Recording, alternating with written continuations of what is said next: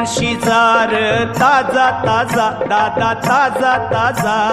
चिकना चिकना म्हावरा माझा घेऊन शिजार ताजा ताजा दादा ताजा ताजा चिकना चिकना म्हावरा माझा घेऊन शिजार ताजा ताजा दादा ताजा ताजा चिकना चिकना म्हावरा माझा घेऊन शिकार ताजा ताजा दादा ताजा ताजा चिकना चिकना म्हावरा माझा